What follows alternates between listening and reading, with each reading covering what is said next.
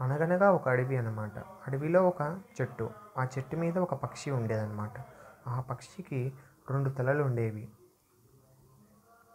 ఒకానొక తల తియ్యటి పండు చూస్తుందన్నమాట. అది ఆ పండుని చూడగానే తినడం స్టార్ట్ చేస్తుంది. ఆ తినడం మొదలవ్వగానే ఇంకో తల ఉండి నాకు కొద్దిగా ఇవ్వగా అని అడుగుతుంది. మొదటి తల అని ఏమంటుందంటే నేను ఇవ్వను అని అంటుందన్నమాట. ఎవరు తిన్నా వెళ్ళేది మన కడుపులోకే కదా అని అంటుంది. అప్పుడు రెండవ తల ఏమంటుందంటే మొదటి తలకి ఎలాగైనా గుణపాఠం చెప్పాలని అనుకుంటుంది. ఒకానొక రోజు విషపు స్వభావం కలిగిన పండుని చూస్తుందన్నమాట.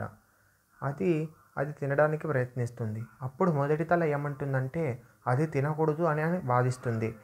అది అలా అన్నప్పుడు రెండవ తల ఎవరికైనా తినే హక్కు ఉంటుంది కదా అని చెప్పి తింటుందన్నమాట. అది తినడం వల్ల ఆ పక్షి చనిపోతుంది. ఈ 2 తలల పక్షి నుంచి మనం ఏం నేర్చుకోవాలంటే ఎవరి మీదైనా మనం కక్ష సాధింపు చేయాలనుకుంటే ఎవరైతే చేయాలనుకుంటున్నారో వాళ్ళకే అది హాని కలుగుతుందని నేర్చుకోవాలి. ఈ వీడియో మీకు నచ్చినట్లయితే షేర్ చేయండి, లైక్ చేయండి, సబ్స్క్రైబ్ చేయండి.